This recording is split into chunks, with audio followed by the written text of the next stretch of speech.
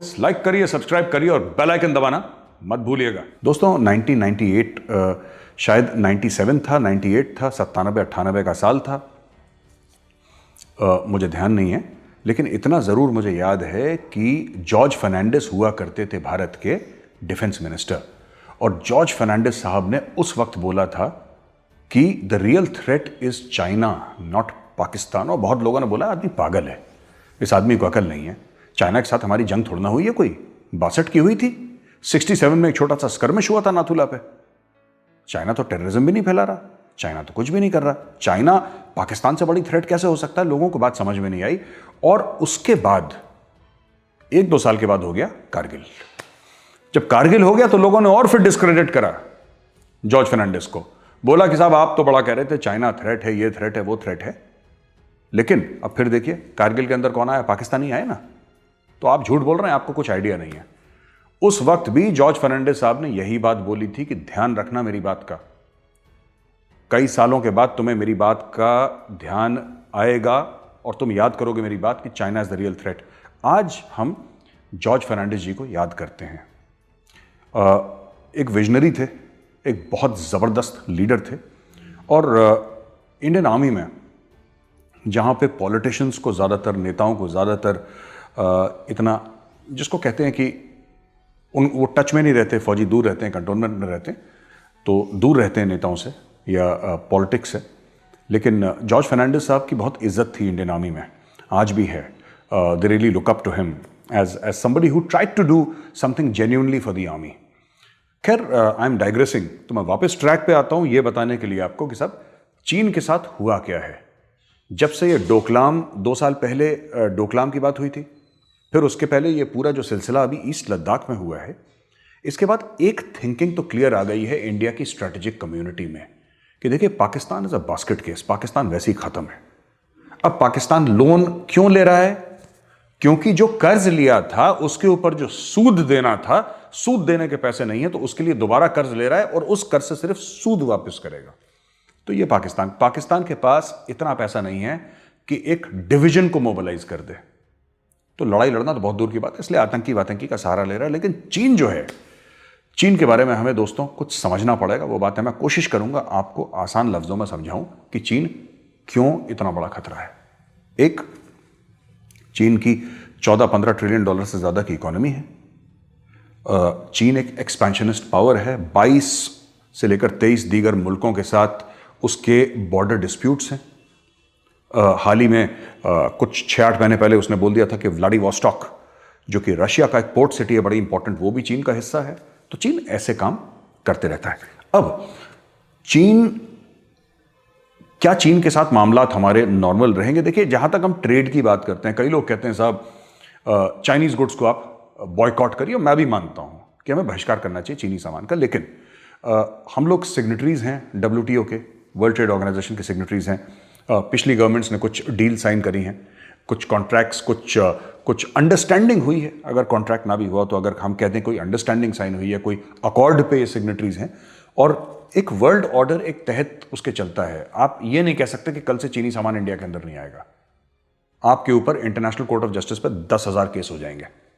आप कह नहीं सकते, क्योंकि आपने कुछ साइन कर रखा है चाइना के साथ। तो पूरी दुनिया ने, दुनिया की जो ट्रेड है वो एक प्लेटफॉर्म पर चलती है, लेकिन हम कुछ ऐसा कर सकते हैं कि जिससे चीन पर एक इनडायरेक्ट हमला हो। और वो कैसे करना है?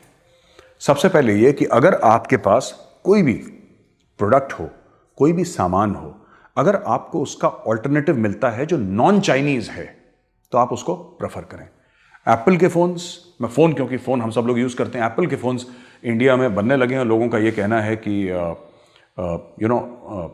15 से लेकर 30% जो लोकल फोन्स हैं वो ज़्यादा चीप हैं बनस्पतों ने एप्पल के फोन्स के जो बाहर से आते हैं। सैमसंग की सबसे बड़ी फ़ोन मैन्युफैक्चरिंग कंपनी इंडिया में है, world wide. Samsung south Korean company है, आप सैमसंग का फ़ोन ले सकते हैं। माइक्रोमैक्स है। मैं किसी ब्रांड की वो यहाँ पे पैरवी करने नहीं आया, आपको ये बोलने नहीं आया कि वो खरीदिए, ये खरीदिए, फलाना। आप कुछ भी खरीदिए, आपकी मर्जी।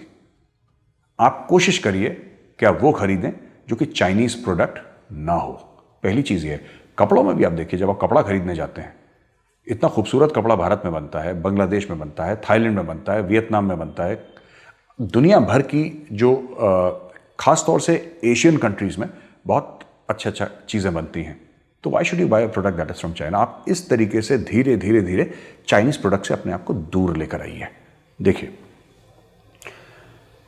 आप जो चाइनीज प्रोडक्ट्स को कम इस्तेमाल करेंगे तो सरकार तो इंपोर्ट नहीं करती ना वहां से।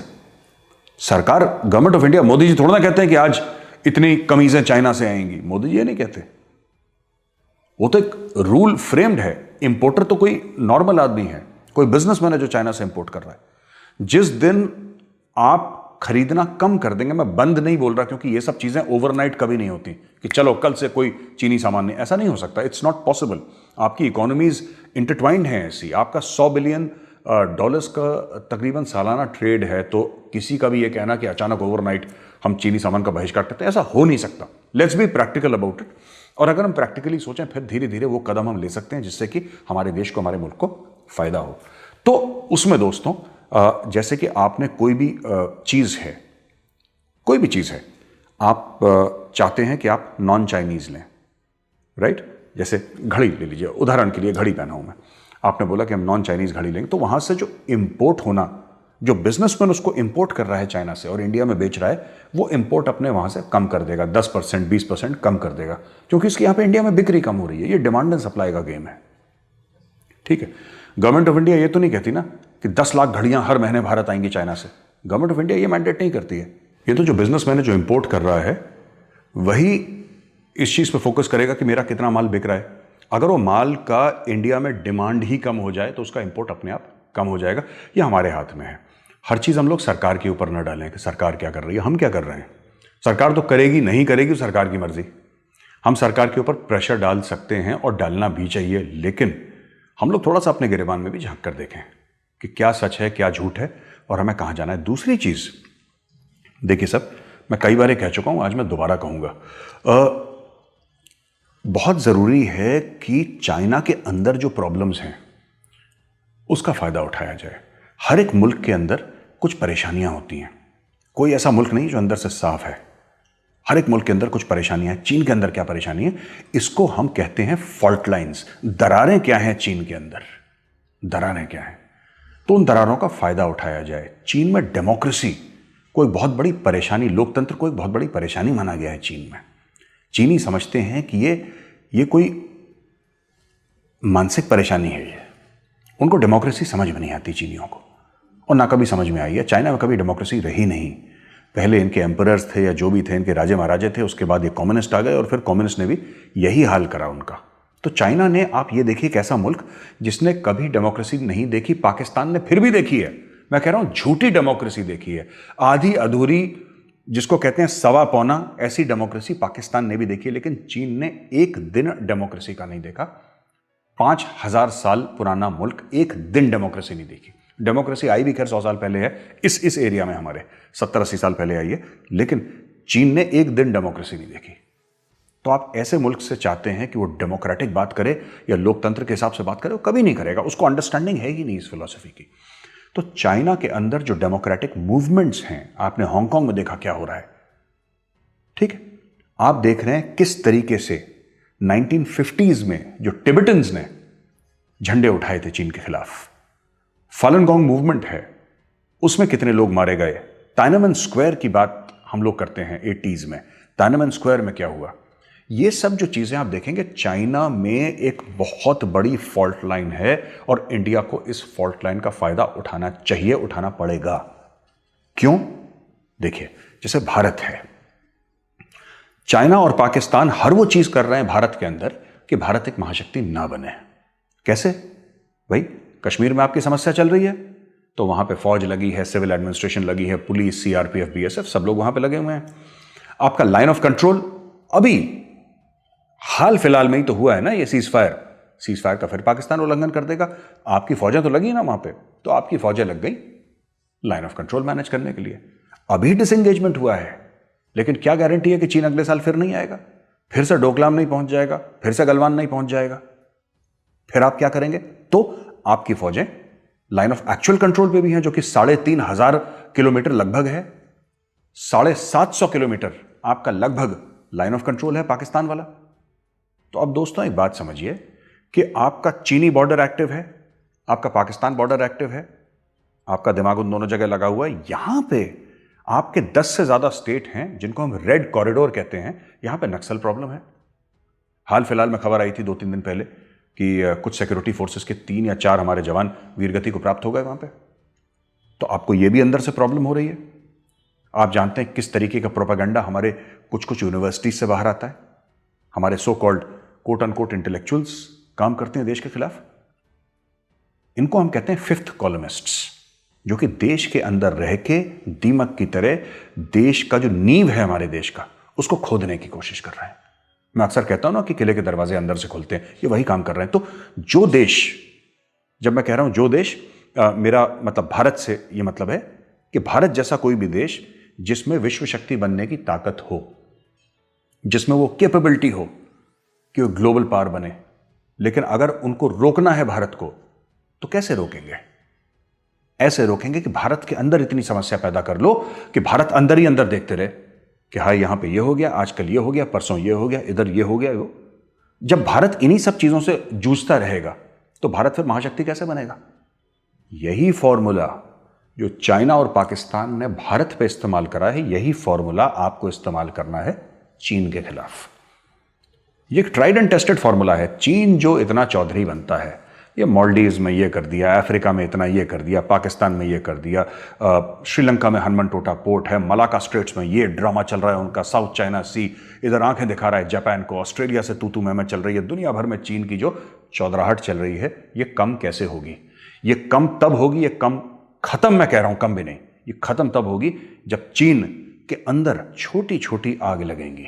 बड़ी आग की जरूरत नहीं है दोस्तों, इसमें छोटी छोटी आग लगेंगी चीन के अंदर। ये डेमोक्रेसी की, लोकतंत्र की मूवमेंट चाइना के अंदर, छोटी छोटी चीज, जैसे हांगकांग में चल रहा है, ऐसे हजारों हांगकांग चीन के अंदर होना चाहिए। पाकिस्तान को छोड़िए, उसको डब्बा केस है, इट्स अ बास्केट केस, वो खुद इंप्लोड कर जाएगा। लेकिन आप खुद सोचिए ना, आपने हर समय पाकिस्तान को दुश्मन माना है भी, लेकिन आपने चाइना को इग्नोर कर दिया। आपने चाइना को पूरी तरीके से इग्नोर कर दिया। 17 कोर एक है पानागढ़ में, और 17 कोर के अलावा आपका कोई कोर नहीं है, और 17 कोर को भी fully effective as a strike corps functional होने में कुछ साल हैं, समय लगेगा। सरकार है कर रही है, लेकिन समय लगता है हर चीज में, इसमें भी समय लगेगा। सोचिए आप कैसे होगा, किस तरीके से होगा ये। हमें सबसे बड़ी चीज है कि चीन के अंदर इतने हांगकांग पैदा कर दो। जब मैं हांगकांग कहता हूं, हांगकांग से मेरा मतलब क्या है? हांगकांग से मेरा मतलब यह है कि वहां पे फसाद चल रहे हैं। जैसे आपके यहां होता है ना शाहीन बाग, अचानक होता है शाहीन बाग और खत्म हो जाता है। अचानक फार्मर्स प्रोटेस्ट में है, जो कि ठीक है, फार्मर्स प्रोटेस्ट को फिर कह रहा हूं ऑन रिकॉर्ड, फार्मर्स का पूरा हक है, हमारे भाई हैं, वो प्रोटेस्ट करें, सरकार को उनकी सुननी भी चाहिए। लेकिन ये खालिस्तानी बीच में आ जाते हैं ना, जो ट्रैक्टर लेके, तलवार लेके चढ़ जाएंगे लाल किले पे तिरंगा, ये ड्रामा कहां से होता है? और अचानक साहब, अचानक 26 जनवरी की रात को सारे के सारे खालिस्तानी गायब। अब दिख रहा है को खालिस्तानी यहां पे? अब सुनाई दे रहे हैं आपको जैजी बी के गाने चलते हुए ट्रैक्टरों से? कहां गए वो गाने जैजी बी के? तो ये होता है जब बाहरी ताकतें आती हैं और आपके देश को अंदर से इतना कमजोर कर देती हैं कि आप फिर बाहर, आप चाइना के साथ आपको डील करना है, इंडिया के अंदर थोड़ा ना डील करना है। आपको तो अफ्रीका में डील करना है चाइना के साथ, आपको यूरोप में लड़ाई लड़नी है चाइना के साथ। चाइना का जो इन्फ्लुएंस आपको काउंटर करना है, आपको सेंट्रल एशिया में काउंटर करना है, आपको अफगानिस्तान में काउंटर करना है। पर कैसे करेंगे साहब? आपको तो कश्मीर से ही फुर्सत नहीं है, आपको लाइन ऑफ कंट्रोल से फुर्सत नहीं है, लाइन ऑफ एक्चुअल कंट्रोल से फुर्सत नहीं है। और सबसे बड़ी चीज, इंडिया में कितने स्टेट्स हैं जरा ये नोट करिए, खुद नोट करिए कितने स्टेट्स हैं इंडिया में, और फिर नोट करिए कि कब कब चुनाव होते हैं और उनको डिवाइड करिए। Number of states and number of years, कि एक स्टेट गवर्नमेंट कितने साल के लिए चलती है, उनको डिवाइड करिए। आपको ये पता लगेगा कि हर 2.5-3 महीने में भारत में चुनाव होते हैं। दोस्तों, यह मुल्क कैसे सुपर पावर बनेगा अगर हर 2.5-3 महीने में यहां पे चुनाव हो रहा है? यहां पे 24 घंटे एक मेले की तरह चुनाव ही होते रहते हैं यहां पे। तो मैं ये नहीं कह रहा कि चुनाव खत्म करिए, ये नहीं कह रहा, चुनाव बिल्कुल होने चाहिए। कि ऐसा नहीं हो सकता कि एक बार चुनाव हो और फिर 5 साल के लिए छुट्टी या 4 साल के लिए छुट्टी? क्योंकि अब पार्टी लड़ेगी तो उसमें प्रधानमंत्री जी भी जाएंगे। उसमें सब लोग जाएंगे, उसमें ऑपोजिशन वाली पार्टी जाएंगी, सब लोग जाएंगे चुनाव में। भाई चुनाव का नेचर ऐसा है, क्योंकि you fight elections to win elections, you don't fight elections to lose elections. दोस्तों आप चुनाव लड़ते हैं जीतने के लिए, आप हारने के लिए थोड़ा ना लड़ते हैं चुनाव। फिर बताइए, जब आपको हर 2.5-3 महीने चुनाव लड़ने हैं तो फिर फॉरेन पॉलिसी का क्या है? और फॉरेन पॉलिसी काफी कामयाब फॉरेन पॉलिसी है हमारी, ऐसी बात नहीं है। After a very long time we have a very successful and robust foreign policy. लेकिन अगर आपको चीन को काउंटर करना है तो आपको चीन के अंदर हजारों हांगकांग पैदा करने होंगे, ये सबसे जरूरी बात है। एक और बात मैं आपको कहता चलूं दोस्तों, ये 2022 के विंटर ओलंपिक्स हो रहे हैं बीजिंग में, जो कि चाइना की कैपिटल है, और काफी ह्यूमन राइट्स बॉडी प्रोटेस्ट कर रही हैं कि चीन में नहीं होना चाहिए, क्योंकि विगर मुसलमानों को उन्होंने 15 लाख विगर मुसलमानों को जेल में डाल दिया। मैं पहले भी बता चुका हूं डिफेंस ऑफेंस के प्लेटफॉर्म में कि 3 साल के बच्चे, 3 साल का बच्चा, ये मैंने डॉक्यूमेंट्री में खुद देखा है, 3 साल के बच्चे से पूछा होगा किसी ने, जो वहां पे सर्वे वर्वे करने आते हैं चाइनीज शिंजियांग प्रोविंस में, तो उससे पूछा कि तुम्हारा नाम क्या है, तो छोटे बच्चे ने बोला मेरा नाम मोहम्मद है, उसको जेल में डाल दिया।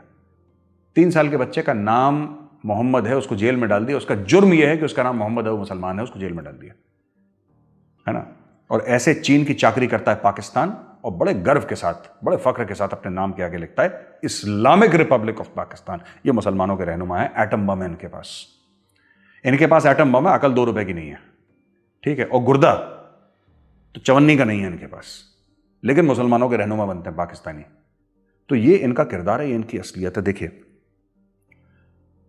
हमें इस पे इन्वेस्ट करना होगा कि किसी तरीके से 2022 विंटर ओलंपिक गेम्स चाइना में, दुनिया भर में प्रोटेस्ट्स हों इसके खिलाफ। जितने भी चाइनीज एम्बेसीज हैं दुनिया भर में, उनके सामने झंडा लेके, अलग अलग, भारतीय नहीं, पूरे दुनिया में लोग उनके सामने पहुंचे और उनको बोलो कि तुम छोड़ो, तुमने 15 लाख मुसलमानों को जेल में क्यों डाला है, क्यों डाला है उनको जेल में। और अगर कोई ईरानी, मैं जानता हूं मेरे ईरानी भाई हैं, आप हिंदी फिल्में देखते हैं और मैं जो कह रहा हूं आप समझते हैं, आप टूटी फूटी हिंदी बोलते भी हैं फोन पे मेरे साथ। मैं आपका नाम नहीं लूंगा, जो आप में से जर्नलिस्ट हैं, जो ड्राई फ्रूट के ट्रेडर्स हैं, मेरे संपर्क में हैं। मैं आपसे सिर्फ एक रिक्वेस्ट करना चाहता हूं, चाइना आपके मुल्क में इन्वेस्ट कर रहा है $400 बिलियन, आपको बहुत बहुत मुबारकबाद, ठीक है साहब। दुनिया ने आपको बॉयकॉट कर दिया, दुनिया कहती है आपसे तेल नहीं खरीदेंगे, सबसे बड़ा प्रोडक्ट आपका वही है ऑयल, चाइना आपसे खरीदेगा। लेकिन आप भी इस्लामिक मुल्क हैं। चीन ने पाकिस्तान में क्या करा? चीन ने पाकिस्तान में बलूचिस्तान में एक शराब की फैक्ट्री खोल दी, इस्लामिक रिपब्लिक के बीच में, और चीन ने बोला सब शराब पियो, मस्त रहो,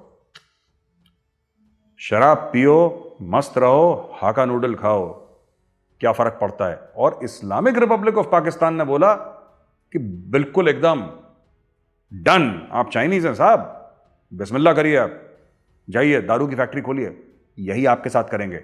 आपको लगता है $400 बिलियन आपके मुल्क में आएंगे, मुफ्त में आएंगे? $400 बिलियन चाइना फ्री में देगा? चाइना अपने पैर के जूते के नीचे रखेगा, ईरान को रगड़ देगा जब उसका मन चाहेगा, वो अपनी मनमानी करेगा, क्योंकि वो आपका तेल ले रहा है, ऑयल ले रहा है, क्योंकि वो ऑयल और कोई मुल्क ले नहीं सकता, क्योंकि ईरान के ऊपर सैंक्शंस हैं भाई, ईरान के ऊपर, आपके ऊपर सैंक्शंस हैं। इसलिए बहुत जरूरी है चाइना के ऊपर नकेल कसना, हर जगह से चाइना की घेराबंदी। में फिर बात कर रहा हूं वही बात जो जॉर्ज फर्नांडिस जी ने कही थी 1998, 97, मुझे साल याद नहीं है, लेकिन उन्होंने बात कही थी, मुझे पक्का याद है, क्योंकि मुझे पता था। उस वक्त हमारी यूनिट जेएनके में थी, और तब मैंने खबर खुद पढ़ी थी, मुझे आज भी याद है, आप इंटरनेट पर सर्च करिएगा आपको मिलेगा, जहां पे उन्होंने बोला था कि real threat is China not Pakistan. उस समय मैं भी बड़ा सरप्राइज था। हम लोग तो वहां पे थे, we were facing the Pakistanis. हमने बोला साहब ये डिफेंस मिनिस्टर साहब ये क्या बोल रहे हैं।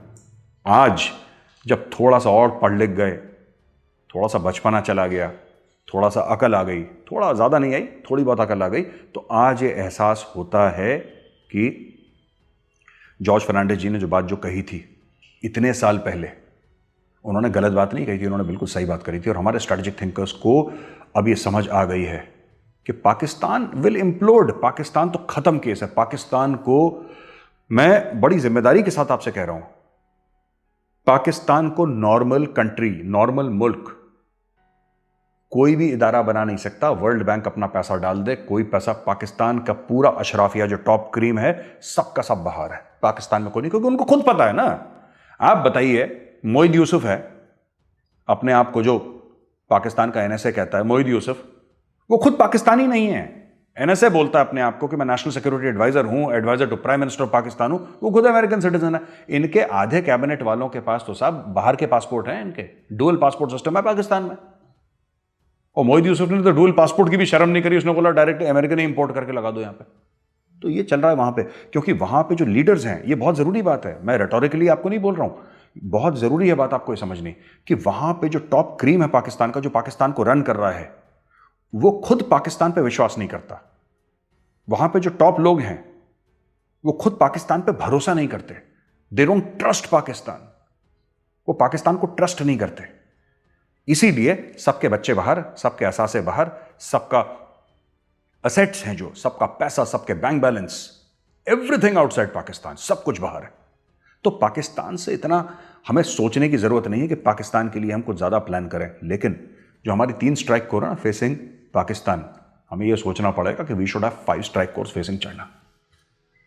और सिर्फ मिलिट्री नहीं, diplomatically, economically, socially, in every sphere you have to get down and counter China.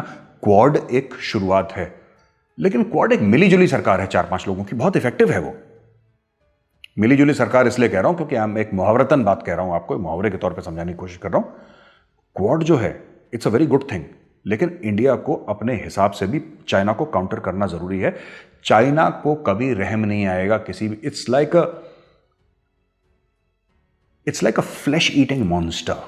मैं चाइना कई बार जा चुका हूं, I have been to China many times, और मैं चाइनीज लोग बड़े अच्छे हैं, मेरे दोस्त भी हैं चाइनीज, लोग बड़े अच्छे हैं, लेकिन जो चाइनीज गवर्नमेंट है वो बहुत जालिम है, बहुत जालिम है। मैं आपको छोटा सा एग्जांपल दूंगा, एक उदाहरण देता हूं आपको, आपके रोंगटे खड़े हो जाएंगे। ये वो सरकार है जब इनका सिंगल चाइल्ड पॉलिसी थी कि एक कपल का एक ही बच्चा होगा, इन्होंने अगर कोई महिला गर्भवती हो जाती थी, प्रेग्नेंट हो जाती थी, तो उसको चाइनीज पुलिस जबरदस्ती पकड़ के ले जाती थी अस्पताल और उसका अबॉर्शन करवा देती थी, चाहे उसमें मां मर जाए, बच्चा मर जाए। बच्चा तो मर ही जाता, खैर उसमें मां मर जाए, उनको कोई फर्क नहीं पड़ता। एक बार हो गया हुक्म, एक ही बच्चा होगा, एक ही बच्चा होगा। इतने जालिम लोग हैं। आप ऐसी जालिम हुकूमत के साथ डील कर रहे हैं, कैसे डील करना है ये आपके ऊपर है। चीन के भोंपू जो हर समय ये कहते हैं कि साहब चीन की ना बहुत बड़ी प्रोपेगेंडा आर्मी है, चीन का ना साइबर सेल इतना तगड़ा है, साइबर फोर्स चीन की इतनी तगड़ी है कि तुम देखना, तुम कभी मैच नहीं कर सकते। क्यों नहीं मैच कर सकते यार? आईटी इंडस्ट्री हम ओन करते हैं पूरी दुनिया की, पूरी दुनिया की। नाम लेना जरा एक चाइनीज सीईओ का, किसी बड़ी आईटी कंपनी का, ठीक है, होगा कोई एक आता, पर ज्यादातर कौन है? हिंदुस्तानी है। आईटी की फील्ड में, साइबर की फील्ड में we are the best of the best. क्या पॉपुलेशन है चाइना की? 1.5 बिलियन। हमारी कितनी? 1.3 बिलियन। कितने का? 20 करोड़ का फर्क है, मोटा मोटी। It's not so big deal. ऐसा कोई चीन का नहीं है। बस चीन का ये है कि फोकस चाइना का क्लियर है, चीन को पता है चीन क्या कर रहा है। हम लोग कभी यहां चले जाते हैं, कभी वहां चले जाते हैं, हम लोग अपना फोकस रखें। क्या क्या प्रॉब्लम है चाइना? तो ये सब चीजें कि चाइना आएगा, चाइना खाएगा, ये करेगा, ये सब र्यूमर ना फैलाएं, ठीक है।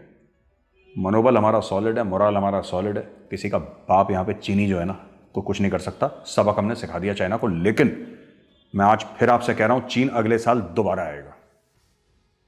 चीन दोबारा आएगा और चीन आता रहेगा जब तक आप चीन के अंदर इतनी समस्याएं, मेनलैंड चाइना के अंदर इतनी समस्याएं पैदा ना कर दें कि चाइना इधर देखना बंद कर दे भारत की ओर, बस अंदर ही देखता रहे। कभी बोले इस प्रोविंस में आग लग गई, कभी यहां पे ये प्रो डेमोक्रेसी मूवमेंट चल गई, यहां पे ये हो गया।